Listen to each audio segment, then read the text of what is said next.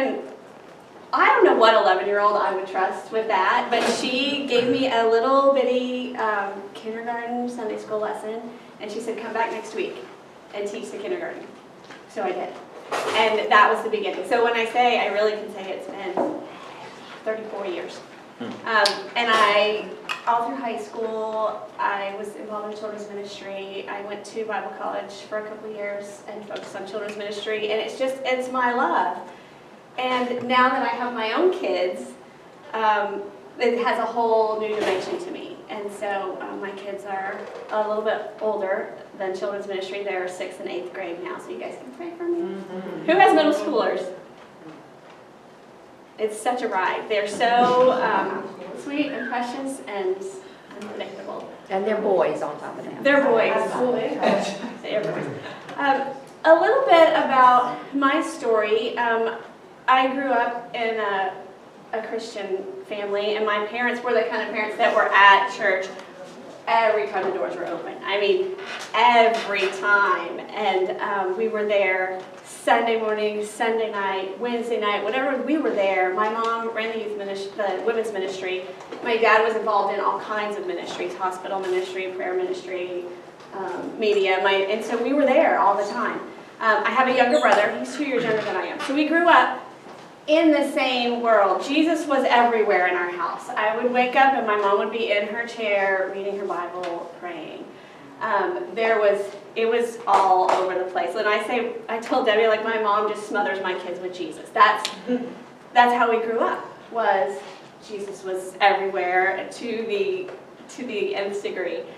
And I grew up, my brother and I were both involved in the church growing up.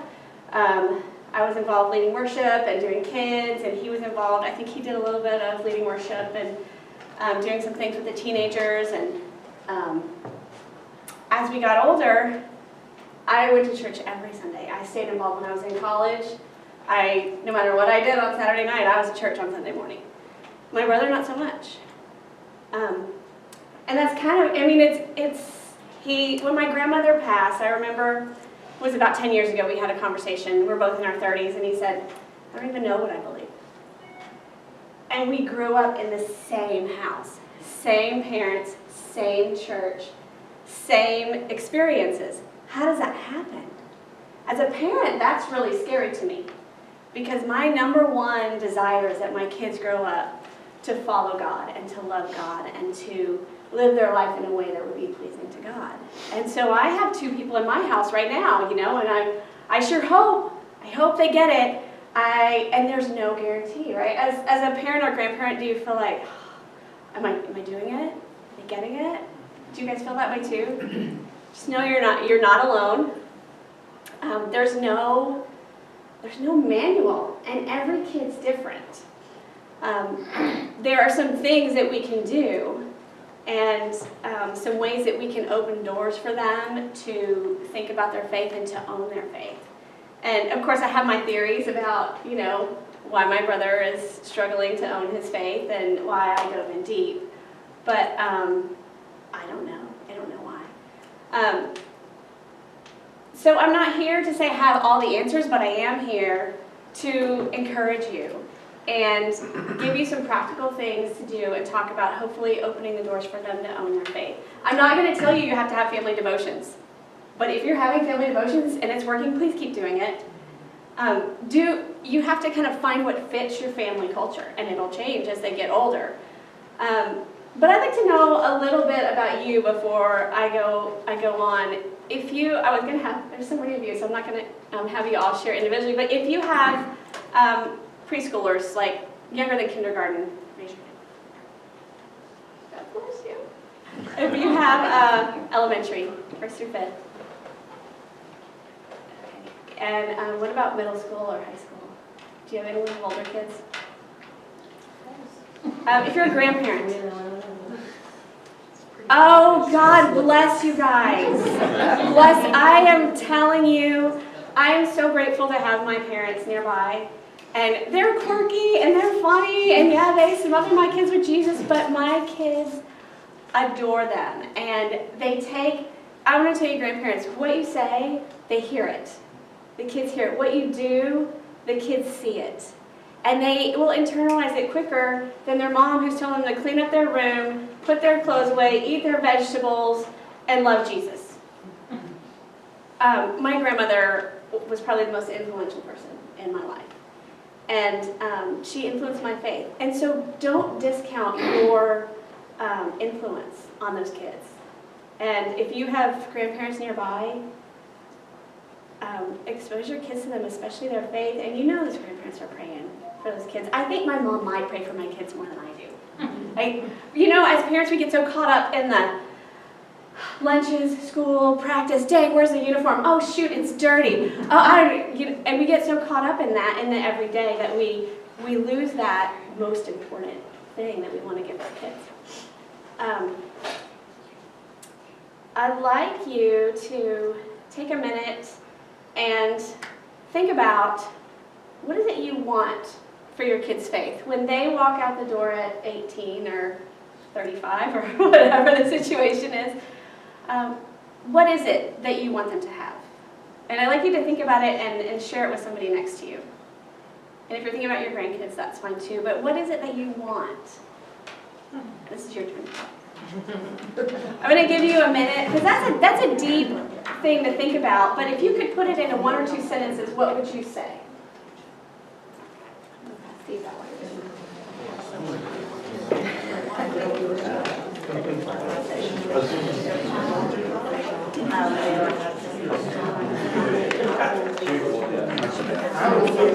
guys come up with some answers for what you'd like to see for your kids' faith.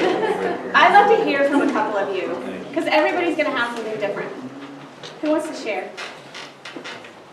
I'll be the first one.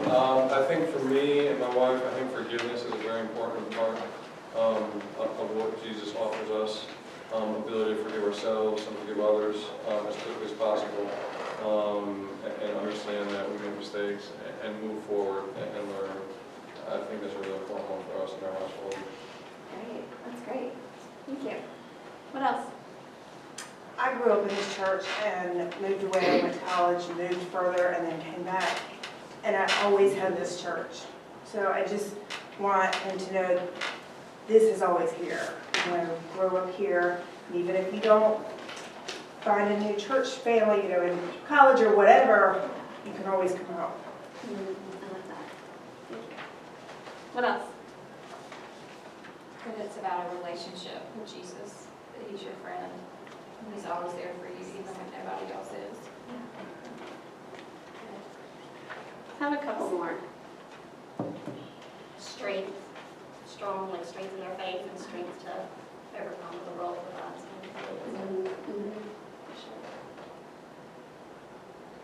I'd love to I'd like hear. them to understand that it's okay to question their faith. I like that too. They can question their faith and have the ability to make their own decisions. Great. Yeah, I love that. I'd love to hear from a grandparent. What you want to see in your grandkids? I want them to learn to embrace people that don't look like them and don't act like them, but are God's children anyway, and we need to learn to live in that kind of world. Yeah, good. I love it. Did you have one too? Yeah, I'd like for them to know what a wonderful life that they can have when they walk with Jesus. I like that. Yeah. I would encourage you to, this was just a couple minute exercise, but write it down. Write down what that thing is that you hope for them. And if you have a spouse and your spouse isn't here, get with them if they're involved in their faith. And write that down and put it somewhere in your house.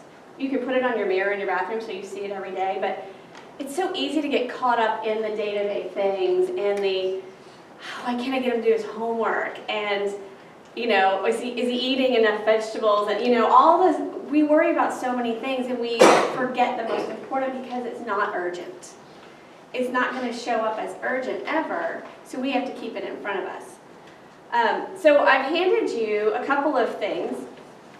And I think this table doesn't have any of the larger sheet of paper. Are there any extras or couples that you want to share here?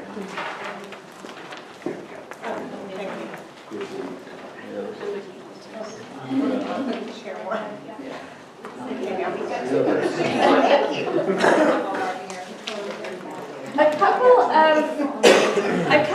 years ago, my friend Sarah and I came and we did a workshop with, some of you were involved, and we explored some ideas for what do we want our kids to know, feel, and do as part of their faith as a result of being involved in Wesley Memorial's children's ministry.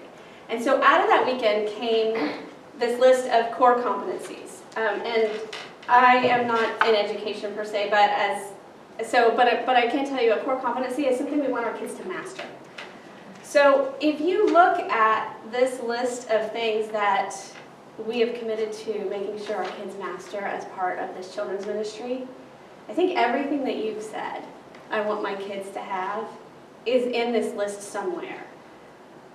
So that leads me to, you got to bring them to Sunday school. It's not just Bible stories and games. It is an integral part of their faith development.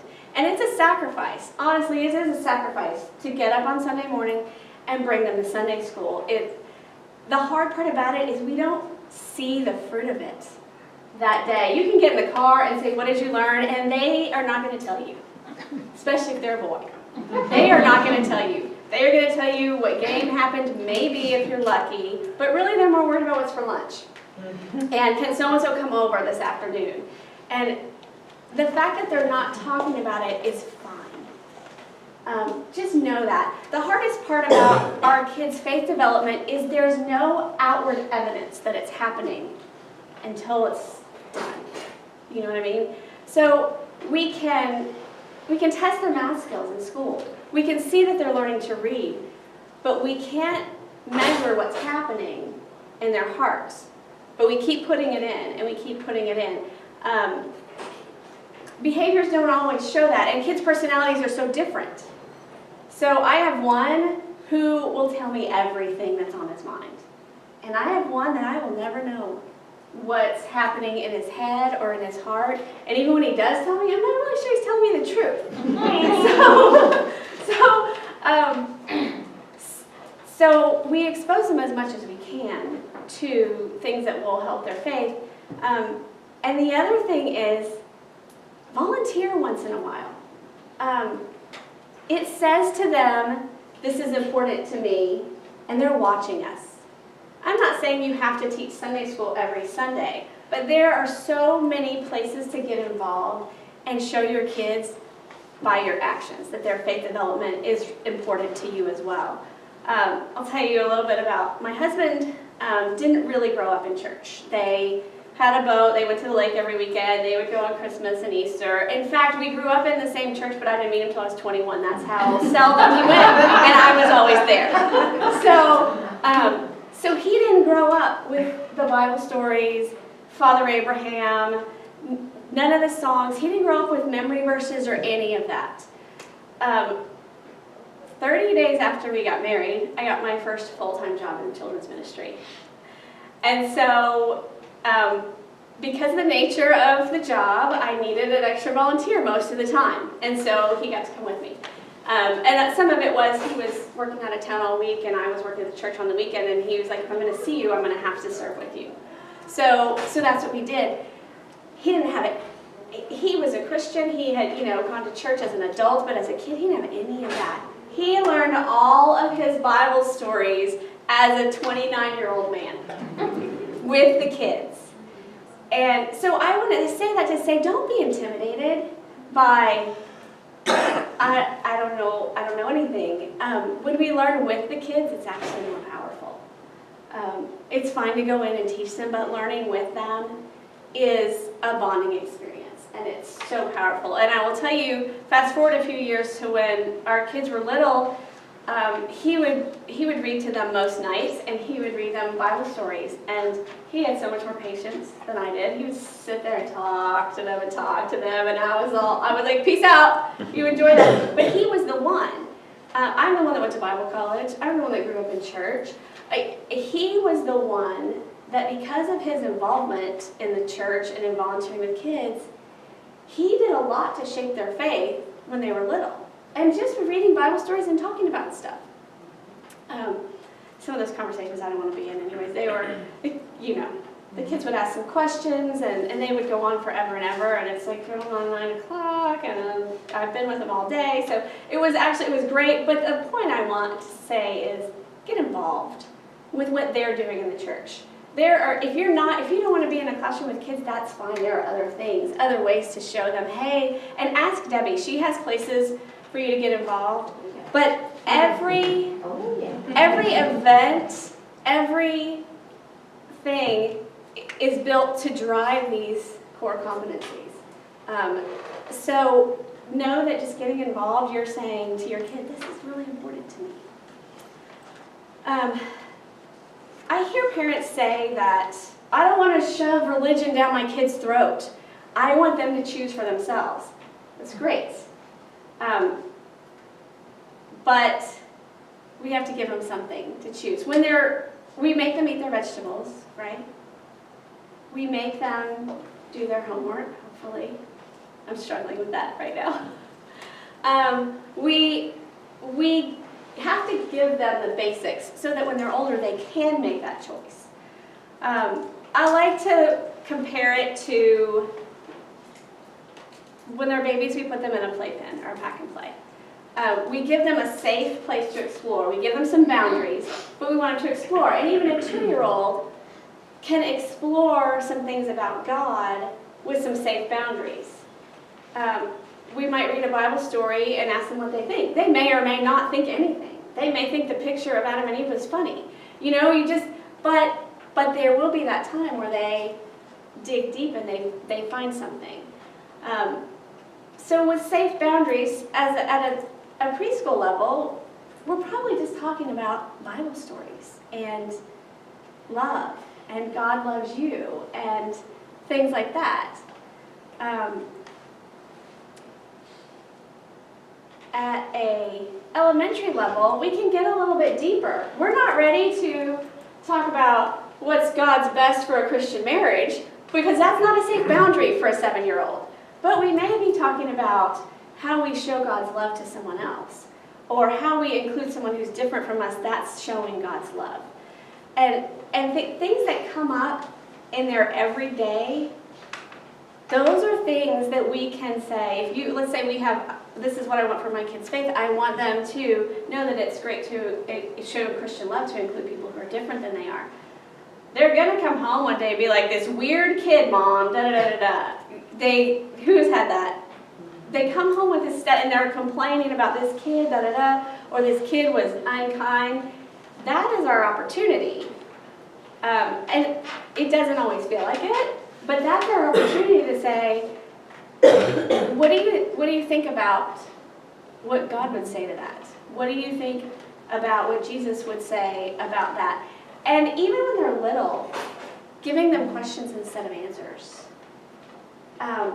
So we're really not shoving it down their throat, but we are asking them at a young age to own it. Own your own thoughts. And if my kids have said some crazy off-the-wall things that were completely theologically not true. So then what do we do? Well, I can understand why you would believe that. I can understand why you would consider that. But here's what the Bible says, and here's what I believe. And just exposing them on a daily basis to thoughts. Be real with your kids.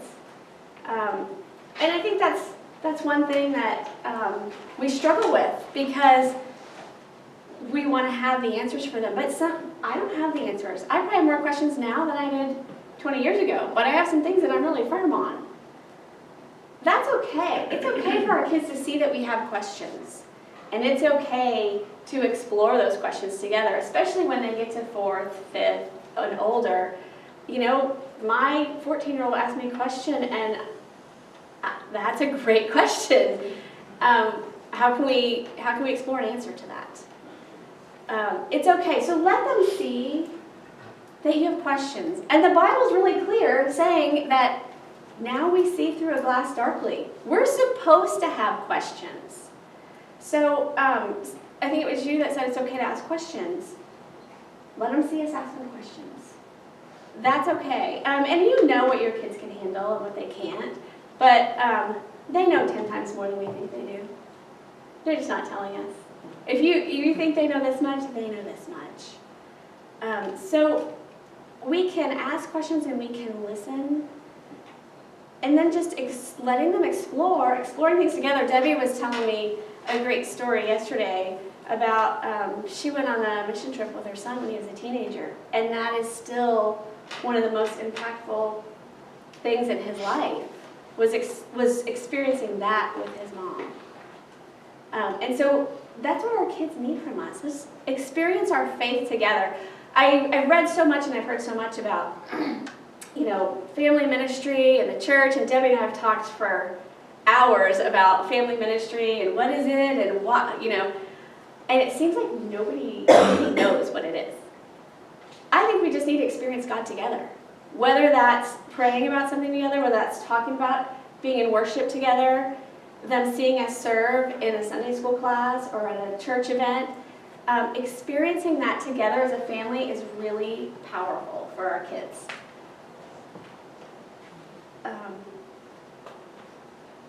And letting them feel safe to ask questions, even as a little bitty. How do you know God is real? Oh, that's a big one, and just having those conversations, because eventually they're going to have to own it themselves. And I was smothered with Jesus as a kid, and it's great, and I'm grateful for it, but there came a point in my 20s where I had to decide, is this really for me? Is this really what I want to follow? And every person has their time, and sometimes I think we might have 2 or 3 times where we reevaluate our faith. And so equipping our kids for that and giving them the tools to ask and answer questions is the best thing that we can do for them. Handing them answers, probably not the best thing that we can do. I'm going to read you a story about what we can learn from our kids.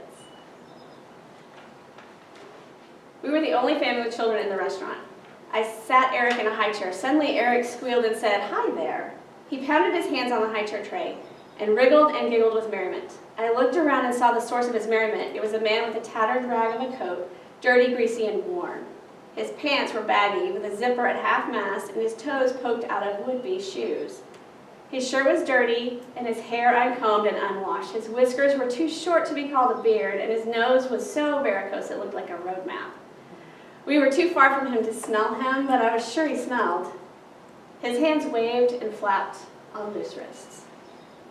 "Hi there, baby. I see you, Buster," the man said to Eric. My husband and I exchanged looks that said, "What do we do?" Everyone in the restaurant noticed and looked at us and then at the man. The old geezer was creating a nuisance with my beautiful baby. Our meal came and the man began shouting across the room, "Do you know patty cake? Do you know peekaboo? Hey, look, he knows peekaboo." Nobody thought this old man was cute. He was obviously drunk.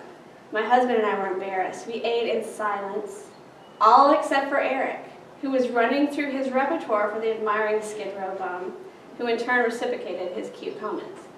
We finally got through the meal and headed for the door. My husband went to pay the check and told me to meet him in the parking lot. The old man sat poised between me and the door. "Lord, just let me get out of here before he speaks to me or Eric," I prayed. As I drew closer to the man, I turned my back, trying to sidestep him and avoid any air he might be breathing. As I did, Eric leaned over my arm, reaching with both arms in a baby's pick-me-up position. Before I could stop him, Eric had propelled himself from my arms into the man's. Suddenly, a very smelly old man and a very young baby consummated their love relationship. Eric, in an act of total trust, love, and submission, laid his tiny head upon the man's ragged shoulder. The man's eyes closed, and I saw tears hover beneath his lashes. His aged hands, full of grime, pain, and hard labor, so gently cradled my baby's bottom and stroked his back. No two beings have ever loved so deeply for such a short time. I lost my place. The old man rocked and cradled Eric in his arms for a moment, and then his eyes opened and set squarely on mine. He said in a firm, commanding voice, "You take care of this baby." Somehow I managed to say, "I will," from a throat that contained a stone. He pried Eric from his chest unwillingly, longingly, as though he were in pain. I received my baby, and the man said, "God bless you, ma'am. You've just given me my Christmas gift." I said nothing more than a muttered thanks. With Eric in my arms, I ran for the car. My husband was wondering why I was crying and holding Eric so tightly, and why I was saying, my God, forgive me. I had just witnessed Christ's love shown through the innocence of a tiny child who saw no sin, who made no judgment, a child who saw a soul and a mother who saw a suit of clothes. I was a Christian who was blind, holding a child who was not. I felt if God was asking, are you willing to share your son for a moment when he shared his son for eternity? The ragged old man unwittingly reminded me that to enter the kingdom of God, we must become his little children. Wow. There's a lot happening in our kids that we don't know about, that we can't know about until they're older. And I hope that you will look at them as spiritual beings who just don't know how to express what's happening in their souls just yet. But just like a toddler cries because they don't have the words to say, I'm mad and I just want that cookie, our kids are not able to express what's happening in their soul. Sometimes we're not able to express that either. We're not able to express what's happening spiritually with us as well, or what we need, or what we want. But what I do know is the Lord gave you your specific children and grandchildren. It's not an accident who lives in your house with you. He's equipped you to coach them, to lead them, to guide them with their specific personalities, their bents, their weaknesses, their strengths, their potential. That's not an accident. The people who live in your house were meant to live in your house with you. And the people that God has given you, you're not doing this alone. You're doing it with the Holy Spirit, but you also have people all around you. Talk to them. Miss Debbie has been through it. She's already raised one. I value anyone who's already been through what I've been through, and I will pick their brain frequently. I have a lady that lives down the street from me. She's raised 3 boys, and I all the time, okay, Audrey, tell me about this. How did you do this? How did you navigate this? It's, if you find someone who's a little bit a stage ahead of you, grab onto them and suck the life out of them. Just kidding. Don't suck the life out of them. But there's a wealth of information in the people that God has put in our circle. I'm going to give you a couple of just little tips. Work your faith into everyday situations. It's just changing a little bit of our focus. We have our to-do list. We have to drive them here and there and that and dinner and dishes and laundry and all that. But there's Jesus in all of that. When something comes up, stop and pray. It's okay that we don't do a family devotion every day. And it's okay if we do. It's great if we do. Come to my house if you want to. But there are opportunities, and I'm with you. I've passed them up. But I refocus myself, and then when something comes up and my son doesn't know what to do about a situation, I can stop and pray with him. I don't have to have the answer. When they're little and they hurt themselves, stop and pray. Show them that in that 30 seconds of a prayer, God is right there. We're not responsible for the outcome of what God does with our prayer, but we're just responsible to be there and to point them to God in whatever situation we can. What about sometime they were left out of something? There are lots of ways to bring faith into that. And to send them to the comfort of Jesus and the Holy Spirit. And yeah, it's real. Yeah, things hurt. But we're going to pick ourselves and move on, and we know that God is with us even in those times. I see parents kind of try to protect their kids from disappointment and try to, it's in our nature to wrap our kids in bubble wrap and make sure they get invited to every birthday party, make sure they're included in everything. But we're missing opportunities to teach them to lean on Jesus and to teach them to deal with disappointment with the Holy Spirit. If they're sad or they're physically hurt, we pray with them. I would love to hear from you some opportunities that you might have had, whether you grabbed onto them or not. What's great is there's tomorrow's another day, and we can keep moving forward with that. I would love to hear from you what opportunities you've seen, whether you took them or not, to bring Jesus into a situation.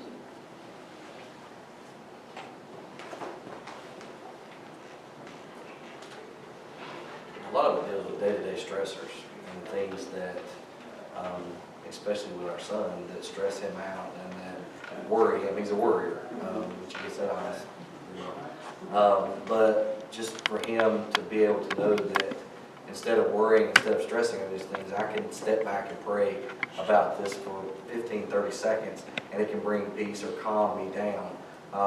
And provide that meditation for him, because that is something that he deals with on a daily basis. I'm sure the girls will have the things that they do too, but that is a big thing, being able to get through the day and know that there's somebody that'll always listen. If mom and daddy aren't there, if my best buddy's not here, if those people aren't there. Right, that's right. What else have you seen in your kids?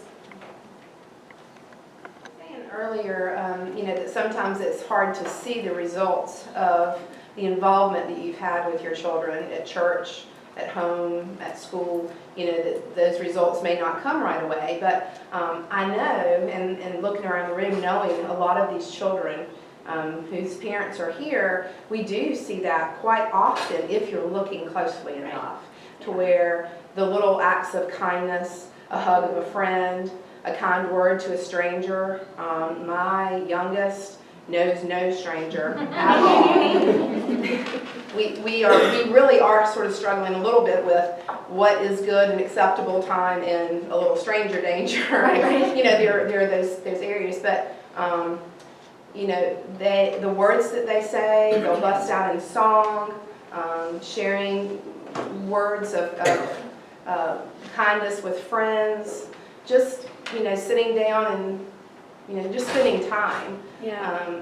We see that, and you can just, if you're looking closely enough, you can document that. And I think that's really important to know that, yes, there are results, from sharing with them Christ's love all the time. And then, like what you said, because that's what we tell our children is just have, tell our staff at our school here, you just engage in conversation with them all the time about Christ's love and God's creation, and you share that with them, and they pick it up, even the littlest ones, and share it with each other. So You're it's right. fun, it's great to see. You're right. Thank you. What else?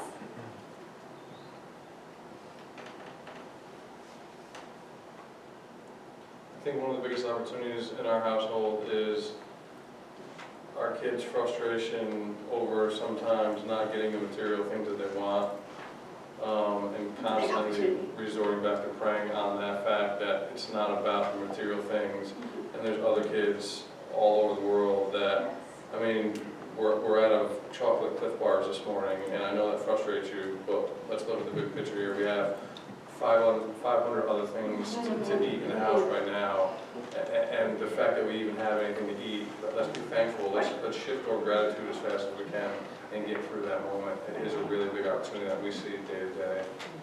Yeah, that's great. The food, the food is big. They want what they want. Anything else? And it's okay if you can't think of anything right now, or you just don't want to share, but just keep your eyes open for the next week, and just know that it's okay. We're not going to seize every opportunity. We're just not. That's why the Lord gives us a lifetime and not a day. So even the mistakes that we make can point our kids to the Lord. There are some things that happened in my family growing up, and some mistakes that my parents made. And the thing is, we don't know what our kids are going to judge us by, but we know there are going to be some things that when they're adults, they're going to say, I can't believe my parents did that, or they wish they would have been more this. And the problem is, we don't know what that standard is going to be at that time. And but I will say, my parents had come to me and said, hey, we realized we did this, and this was hurtful to you, and maybe damaging to you. And that's what pushed me more to the Lord, was I knew I couldn't count on my parents for that period of time, or that pushed me to the Lord. So even the mistakes that we make, the Lord will use those. So I want to encourage you to just be who you are. Embrace your kids. Bring Jesus into those conversations when you can, when you remember.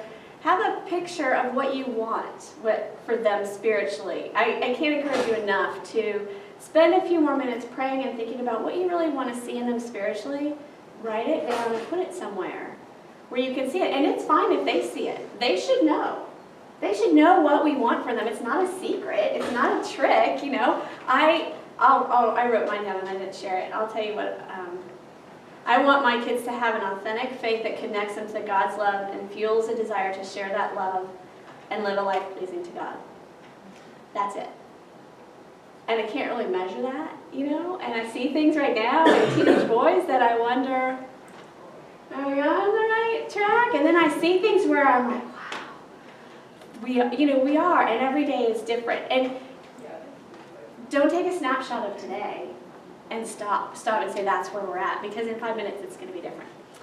I told you, I'm going to tell you these things first. Just some practical little things.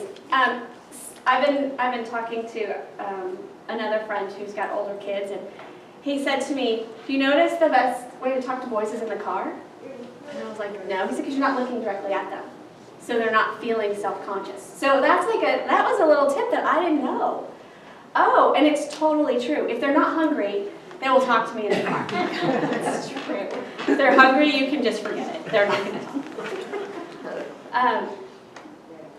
If they want to talk at bedtime, I know that we're done by bedtime. We're like, come on, I'm done, stop. Just build in an extra few minutes and listen to their question. It's so hard, I know, because we are done. We just want to chill for a few minutes before I go to bed, and now they want to talk about God or something, their friend who is mean to them or something important. Why now? And it's just what it is. And it's for such a short time, really. 18 years feels really short to me right now. And it's hard to embrace those moments, but just notice when they want to talk. Every kid's different. And if you know anything about the love languages, I can point you to a book if you want to, but my youngest one doesn't talk very much, but his love language is quality time. And if I have spent a couple hours with him, he is like a fire hose of words. And so just paying attention to what unlocks them to talk and to share with you. And then I gave you also a calendar of the events that the Children's Ministry has done. Get in on those. Look at those, and some of those are still coming up. But get your kids in on those things. It's not just Sunday school. There's a mission day camp in the summer. I think it's 3rd through 5th. Is that right, Debbie? Third through fifth. 3rd through 5th graders where they get to serve. That is so huge for that age, to be able to give and participate. And then, of course, VBS, Bible Explorers. And I know we can't do everything. I know that we're busy and we have things, and we have jobs, and we have lives, and we have sports, and we have responsibilities. But when you can get in on these things, do that. Participate in them, volunteer when you can. So we just have a couple more minutes. So I'm going to tell you the end of my story that I started at the beginning. My brother's been on a much different journey than I have. And to the point of 10 years ago saying, I don't know what I believe. As a grown man who grew up smothered by Jesus, like, how do you not know? He's starting on the church recently, taking his family to a Methodist church in Austin. He didn't tell us, but his wife did. And I want to encourage you, he's 43 years old. It's still in there. All those things that were planted in his spirit, all those things that he was exposed to are still in there. And maybe it's not coming up at 10 or 12 or 14 or 25. But God is faithful. And all we can do is our best and pray. And then it's up to him to do the rest. And I know that my grandmother prayed for him, and my mom still has been praying for him. I pray for him. And then all of a sudden, he's got 2 kids and decided it's time to go back to church. It's time to figure it out. So I want to encourage you in that. God is faithful. God is faithful. And what you're doing is enough. So just keep doing what you're doing. Notice God in the little things. we have any questions? We have about 5 more minutes. I really would like to compliment Debbie and her team because it's many days or more Sunday mornings or weekday afternoons when I feel like I'm at my farthest away from God, that their commitment to our children will bring my children to want to come to church and ultimately drag me along with them. And this morning is a perfect example. So if it wasn't for the work that you all do, many days I would go without the absence of God in my life, and it would be a tragedy, but because of my kids' love for this place, I'm often here. So I really like to thank you guys. It's beautiful. Anything else? Anything you think, I'm gonna try this one thing this week?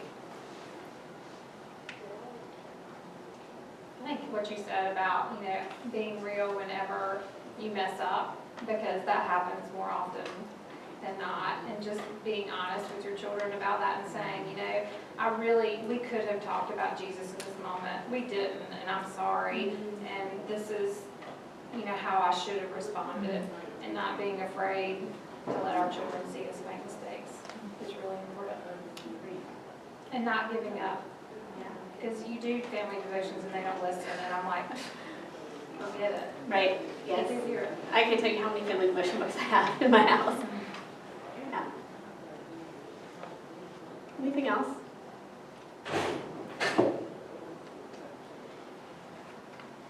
All right. Well, thank you. Thank you for being here this morning. Thank you for loving your kids, and you're doing great. You're doing great work.